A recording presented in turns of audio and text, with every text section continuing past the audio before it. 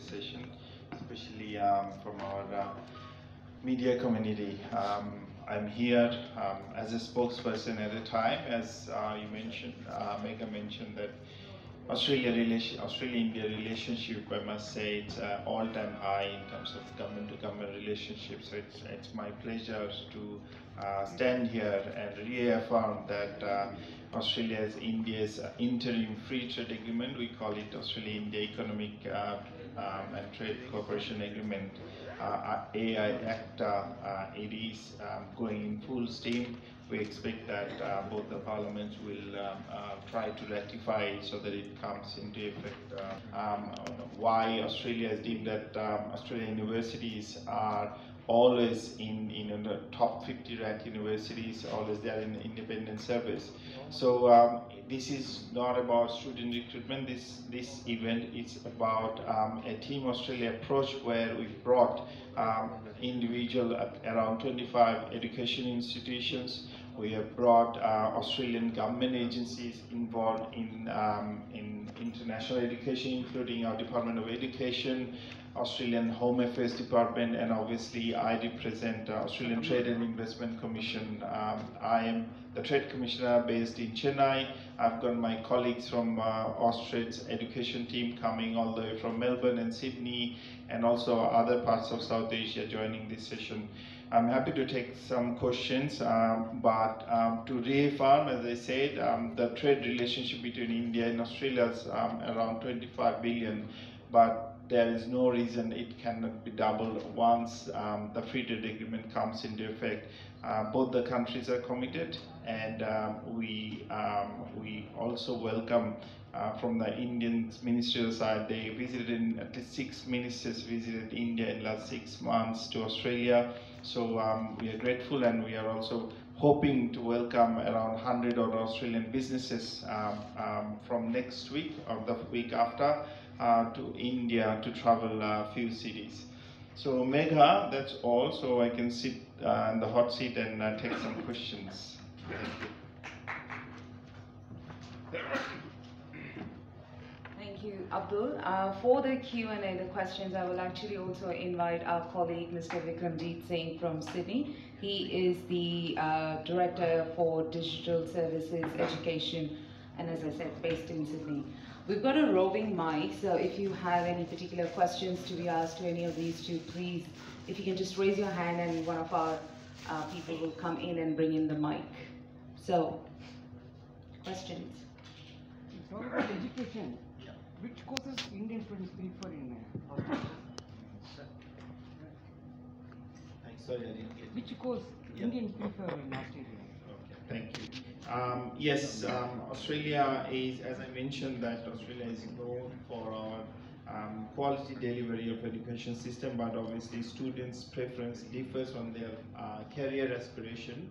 But I believe top 3 courses that Indian students prefer are STEM, like science, technology, engineering, and maths, followed by business and accounting. Am I correct? Absolutely right. We're actually, I think the pandemic has also seen a huge shift and an increase in the number of inquiries for health courses, so health-related courses such as nursing, for example, and aged care, social work. So we're definitely seeing some growth in our diversity in the types of courses that students are looking to study in Australia.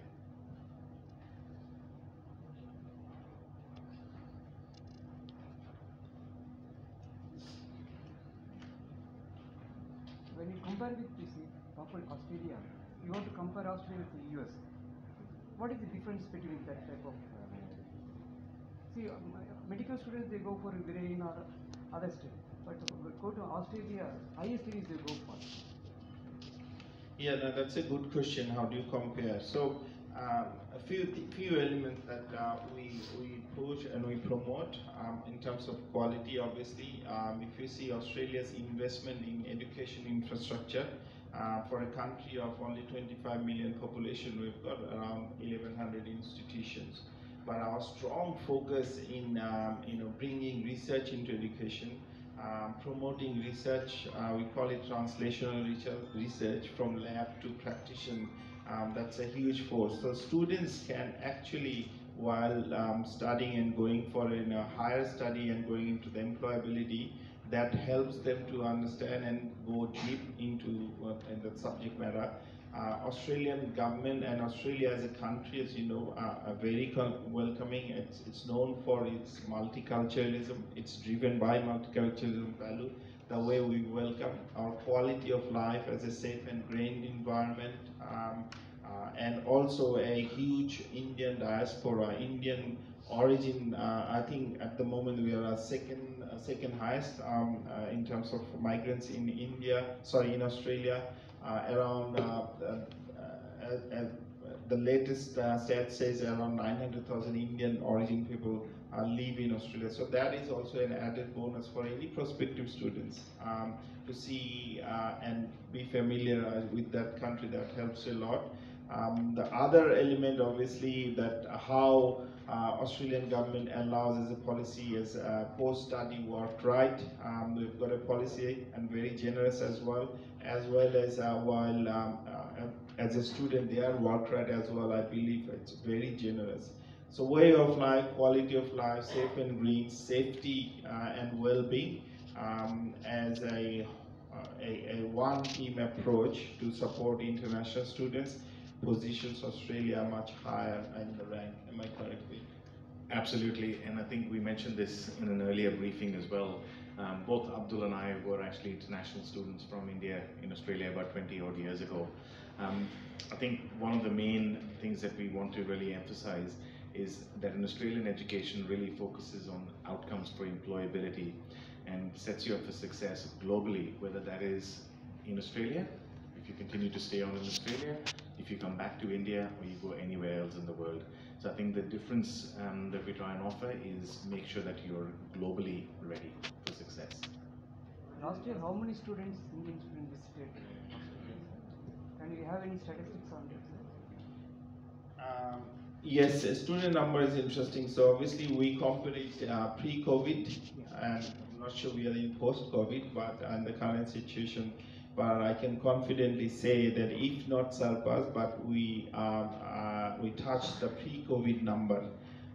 So as the stat says, as of April 2022, there are around 27,300 Indian students commenced study in Australia, whereas the number at the same time in April 2019, it was around 27,600.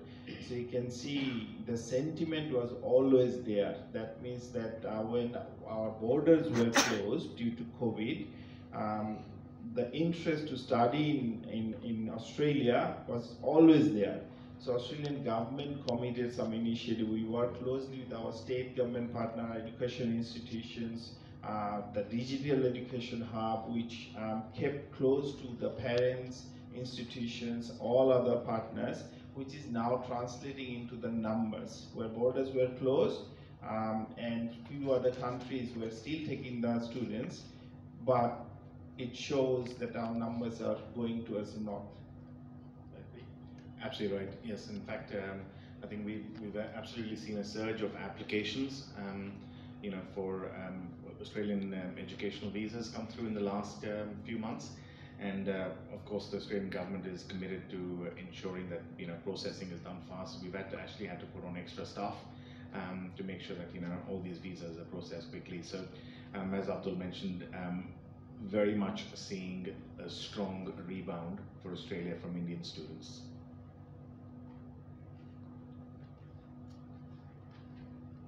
How many universities are there? Yeah. So as I said, as a country of 25 million population, I understand there are at least 1,100 institutions offer education services in Australia. There will be around over 20,000 courses that Indian students can choose from. And out of those 1,100, we've got around 25 to 30 institutions are here today, high quality education providers. So it's very diverse. So the students can have various options, which way they want to go and which city, which institution they prefer.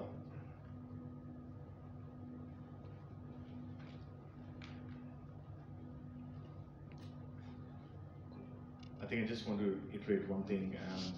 Abdul mentioned the Digital Education Hub. It's worth noting that the Australian government is investing a lot in improving the digital services for students, for parents, for agents, and anyone else in the international education ecosystem in India.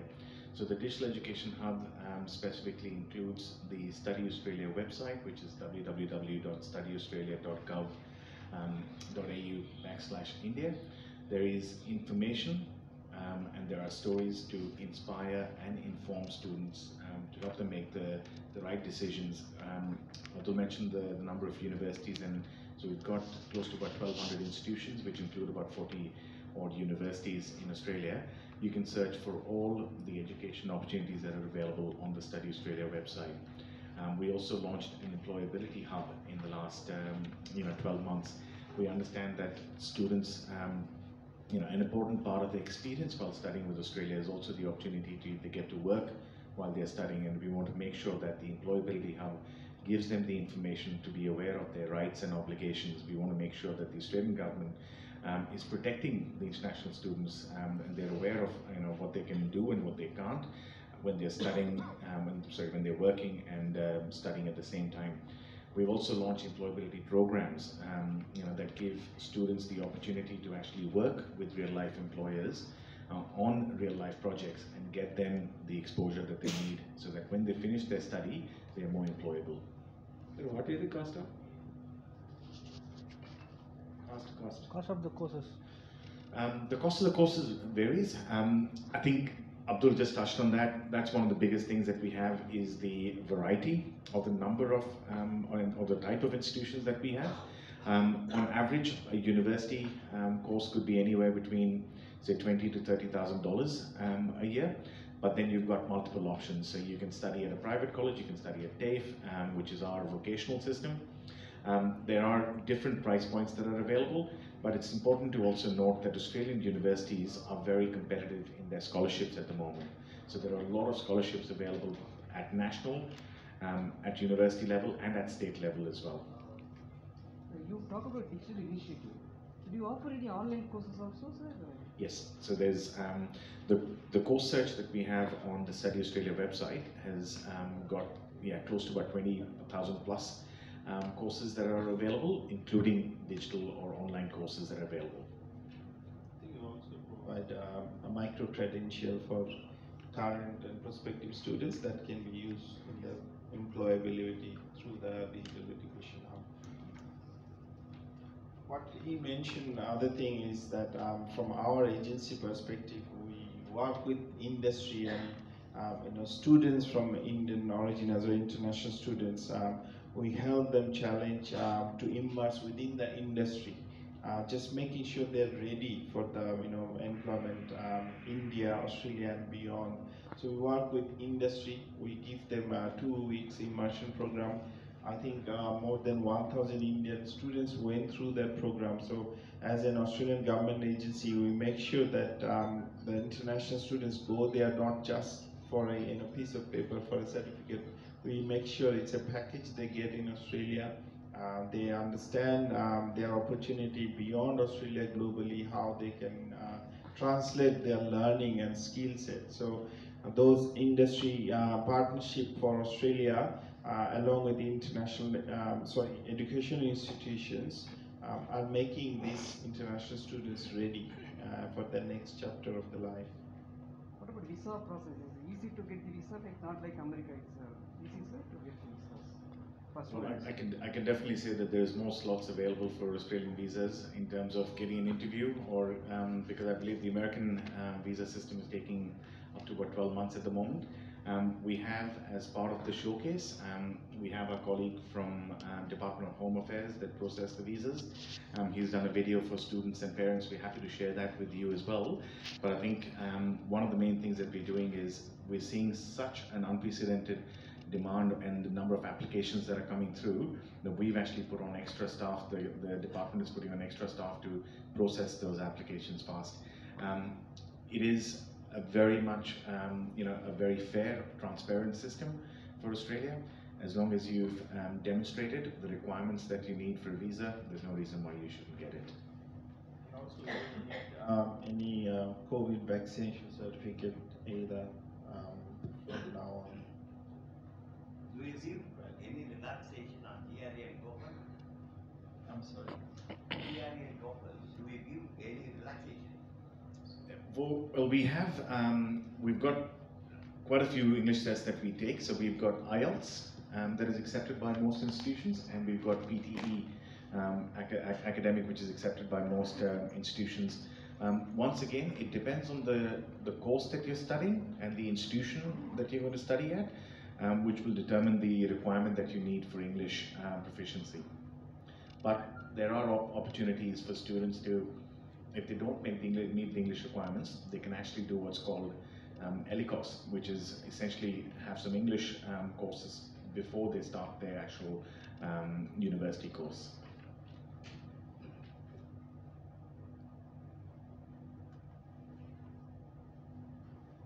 What's the cost of living, and any students face any speech complication? Cost of living, yeah, it varies. Like when I arrived 4 months ago in Chennai, compared to other cities, even in India, I see it varies a lot. But same as in Australia, it varies city to city. But Australia is known for a very competitive living cost compared to other major Western world.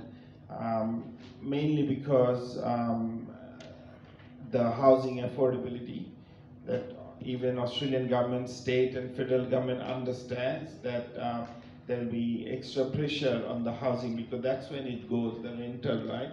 So you can see supply of housing, it's constant, so that it doesn't get out of control. So the students get a reasonable accommodation cost, and also in terms of meals, in terms of transportation, it is, I have got, obviously it depends and very relative, but as competitive as anywhere in the world.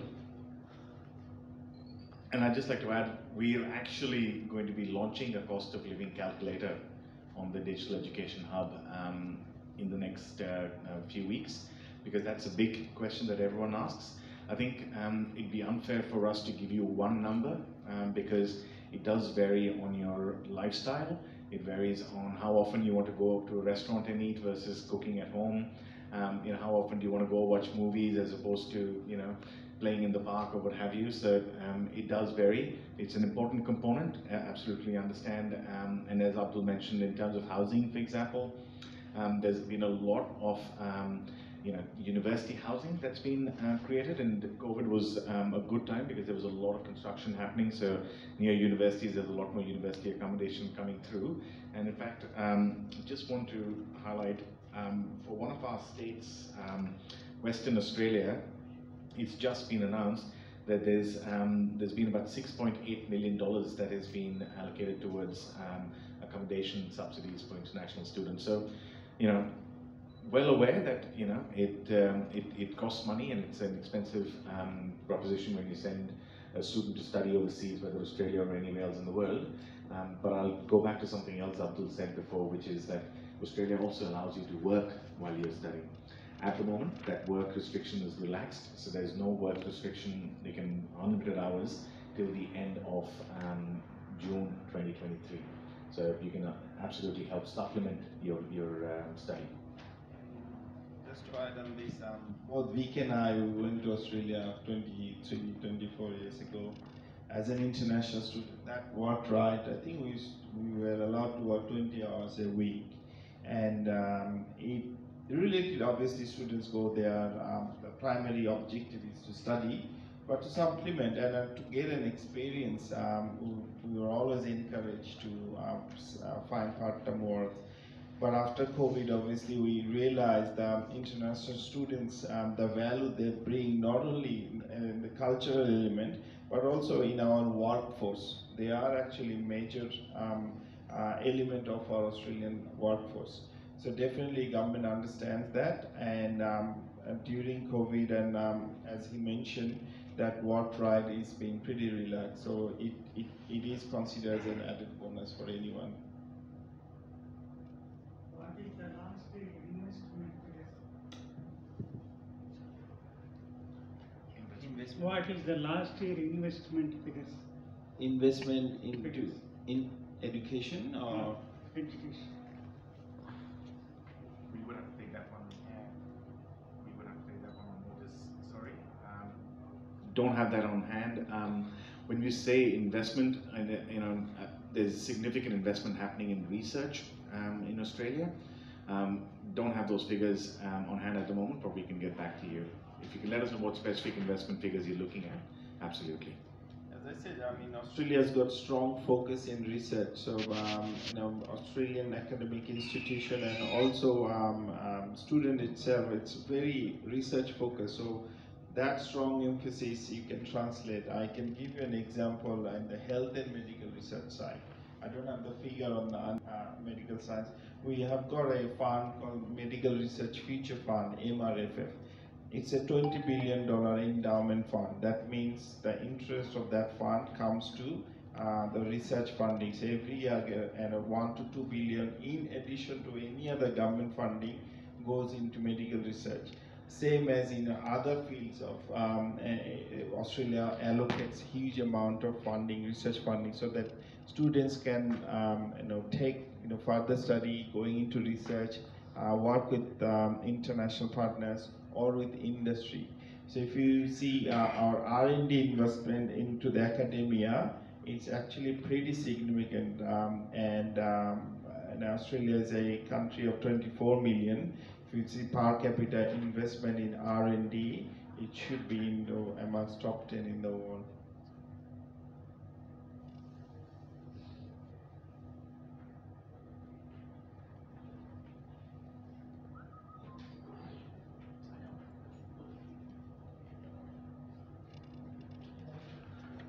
Great.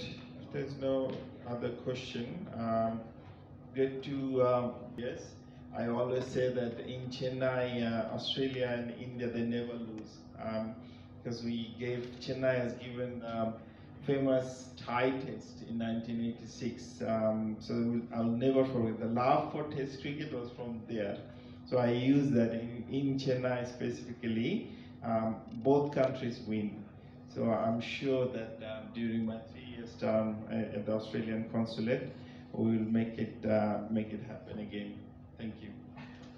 Thank you very much, everyone.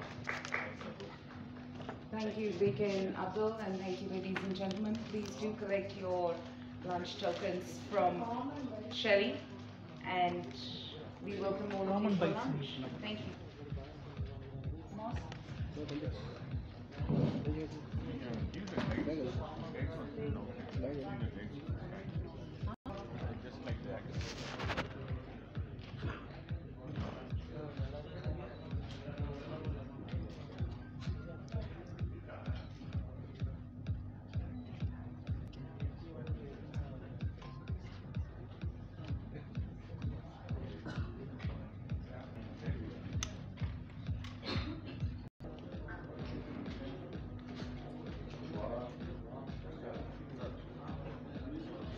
The Trade and Investment Commissioner, Australian Trade and Investment Commission at the Australian Consulate General Office in Chennai.